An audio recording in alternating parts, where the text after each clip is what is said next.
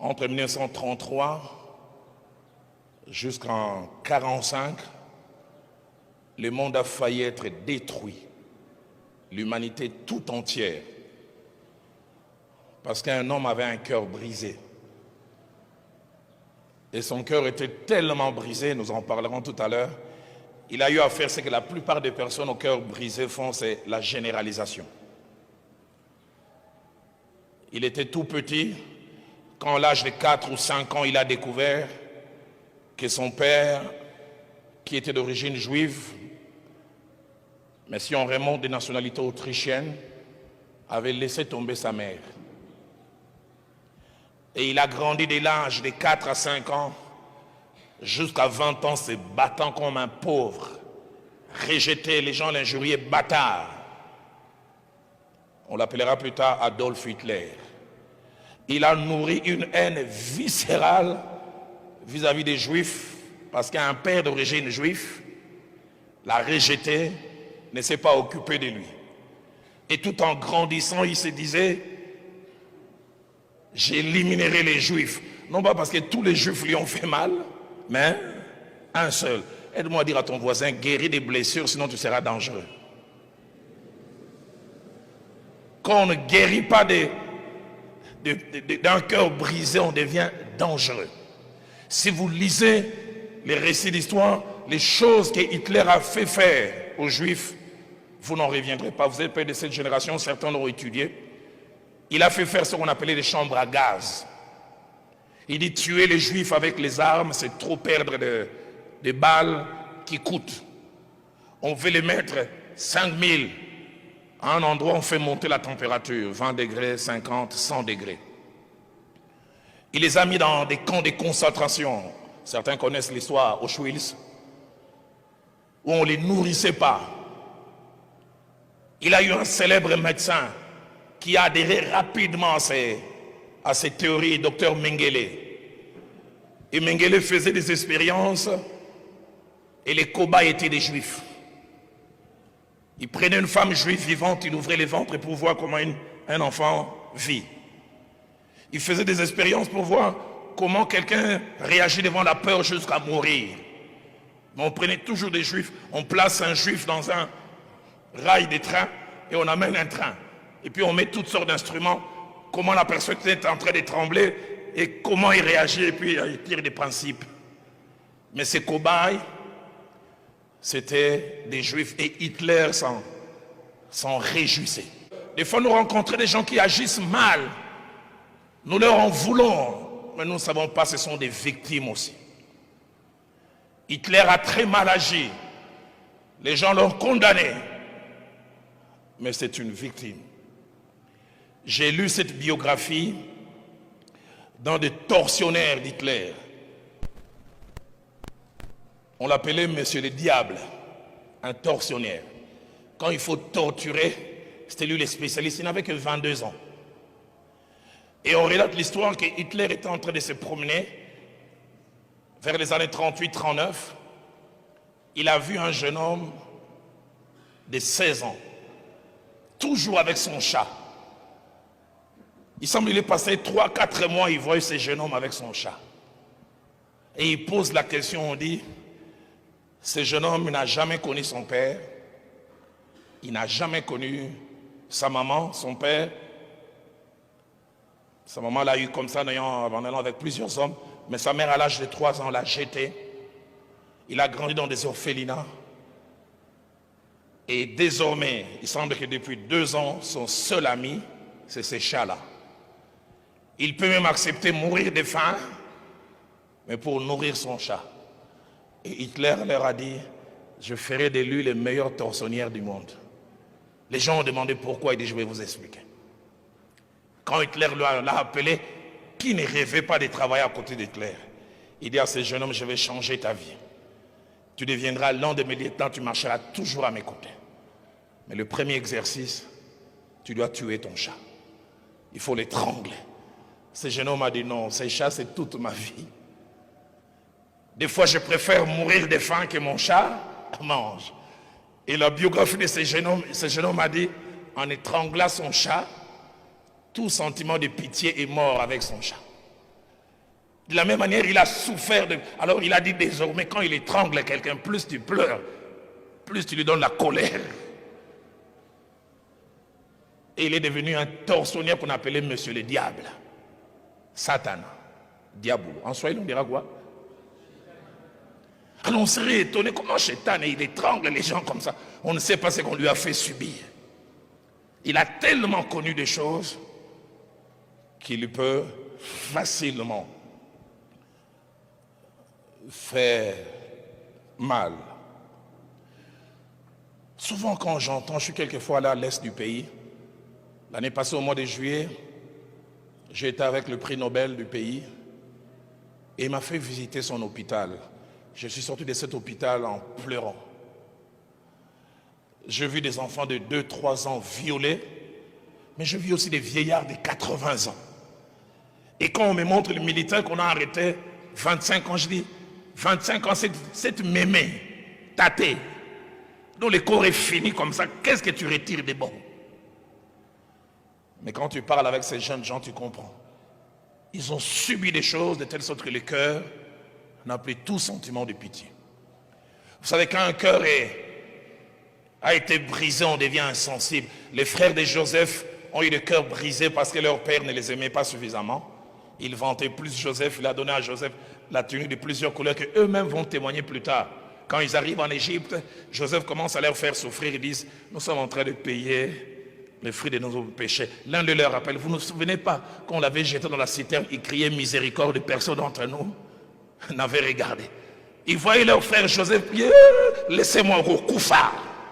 Uzui nabandoto. Tunique, on a ça étoile, insensibilité.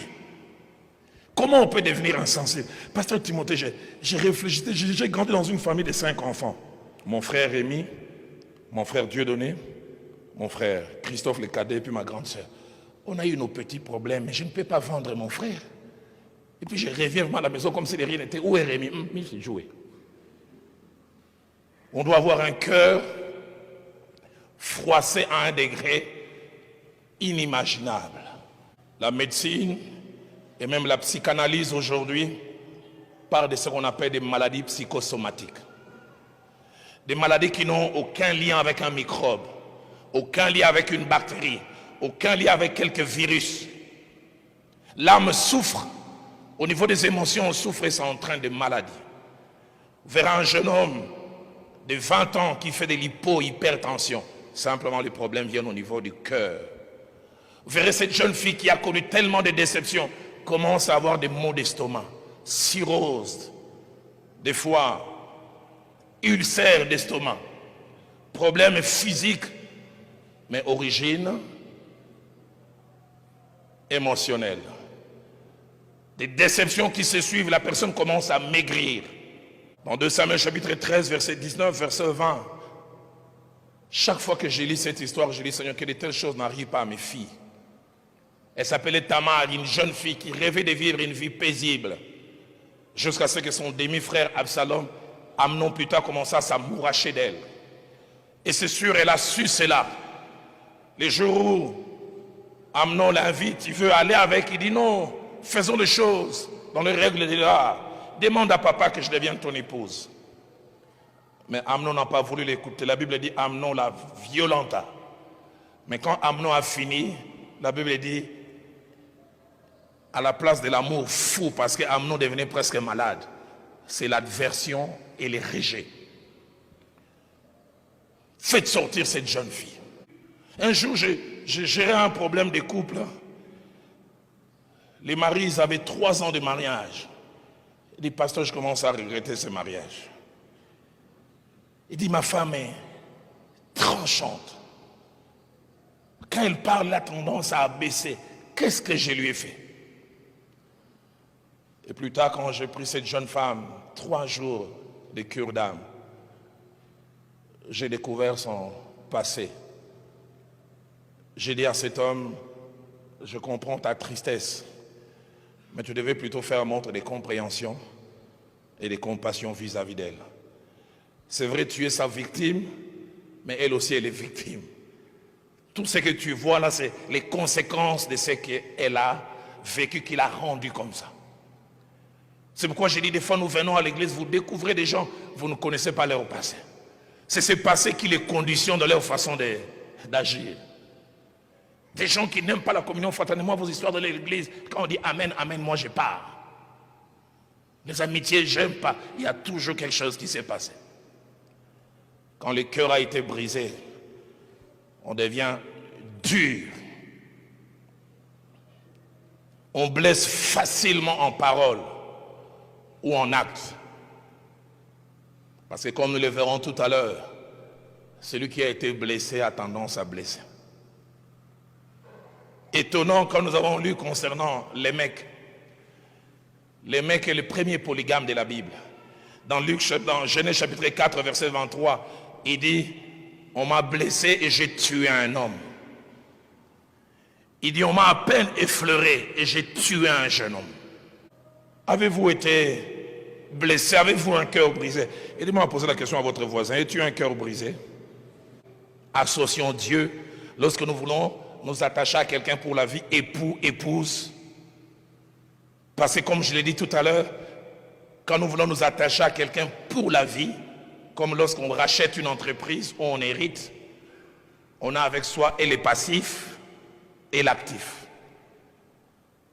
Ces garçons avec qui tu veux passer tout le reste de ta vie, tu subiras les séquelles de certaines choses qu'il a connues à 5 ans, à 10 ans. Tu rêveras d'un homme qui te fait des compliments, mais tu auras un homme silencieux. Parce que lui aussi n'a jamais reçu des compliments. Tu rêveras d'une femme qui agit avec douceur, manque de douceur. Elle est tellement dure qu'on l'appelle Margaret Thatcher. Mais ce côté Margaret Thatcher vient de quelque part. Ça ne vient pas comme les scientifiques disent ex nihilo, du vide. Aide-moi à dire à ton voisin, tu vas hériter et les passifs et l'actif.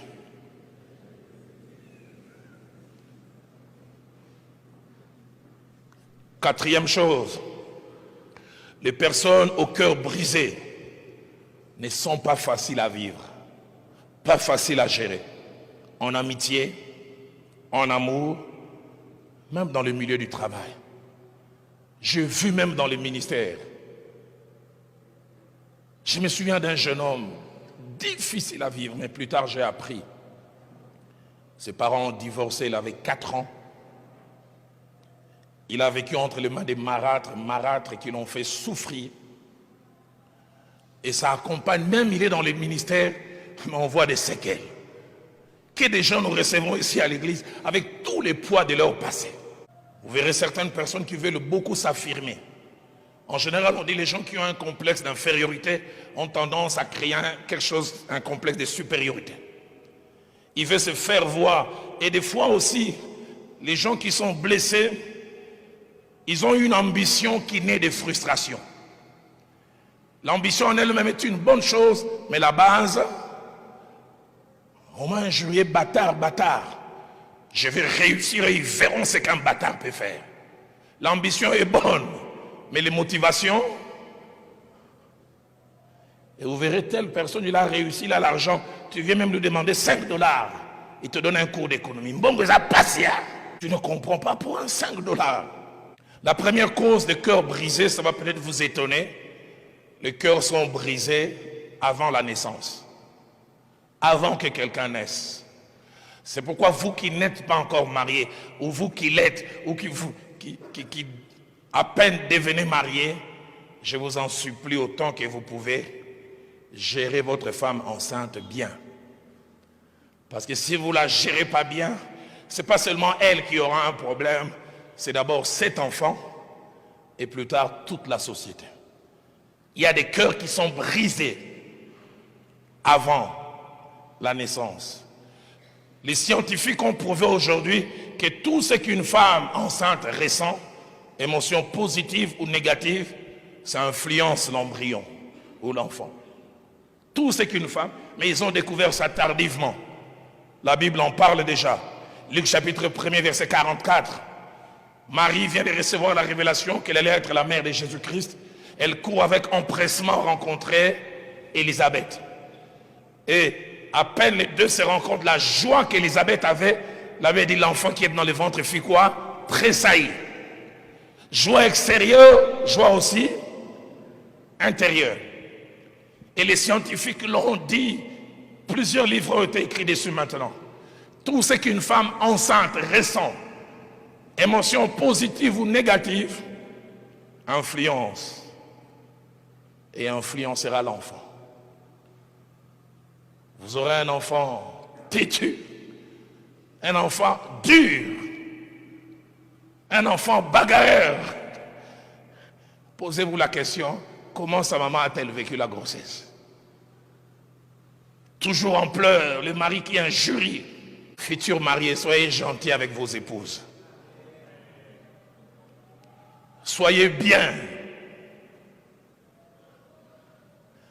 Sinon, tu nous donneras un Raïs Mutomboki. Tu nous donneras un Hitler. Tu nous donneras un autre docteur Mengele. En deuxième graduat, j'ai eu un cours de criminologie. Je n'étais même pas encore chrétien affermi, je commençais à faire mes premiers pas dans la foi. C'est là où j'ai commencé à voir la relation qu'il y avait entre la famille et la vie en société. Sur 100% des criminels, 95% les sont dus à cause des choses qui n'ont pas marché en famille. Les enfants dont les grossesses n'ont pas été reconnues, les enfants fruits du divorce, je le dis souvent, le divorce peut être une solution entre parents qui ne s'entendent plus, mais un début de problème inimaginable pour les enfants. Surtout plus ils sont petits. Pourquoi? Parce qu'un père biologique, ça ne se remplace jamais. Une mère biologique, ça ne se remplace jamais. Et même la Bible reconnaît cela en disant « Instruis l'enfant selon la voie qu'il doit suivre, et quand il sera grand, il ne s'en détournera point. » L'un des grands stratèges communistes, Staline, parlant avec l'un des stratèges, il a prononcé cette phrase qui a fait le tour du monde. Il a dit « Donnez-nous vos enfants avant qu'ils aient 6 ans, et nous en ferons des communistes toute la vie. » Parce qu'ils savent que c'est à cette période de la vie que la personnalité se forme. Et c'est durant cette période aussi fragile que les cœurs sont brisés et les séquelles suivent toute la vie. Genèse 8 au verset 21 dit « Les pensées du cœur de l'homme sont mauvaises dès sa jeunesse. » Il dit « Vous trouvez quelqu'un mauvais aujourd'hui, il n'est pas devenu mauvais aujourd'hui. L'usine qui fabrique l'homme mauvais aujourd'hui, c'est sa jeunesse. » 1 Samuel 17, verset 33, quand on regarde Goliath en train de vouloir se battre, on dit c'est un homme de guerre de sa jeunesse. Ce qu'il maîtrise aujourd'hui, ce n'est pas hier qu'il a appris ça. Ça remonte à une période où il était frêle. C'est à ce moment-là que ces choses ont commencé à prendre place dans sa vie. Psaume 89, plutôt 88, au verset 11. Les psalmistes disent « Je suis malheureux et moribond dès ma jeunesse. » Une autre version dit « Je suis de mauvaise humeur. Je suis déprimé, mais dès ma jeunesse. » Les choses que j'ai vécues très tôt, c'est ce qui ont fait que je sois ce que je suis.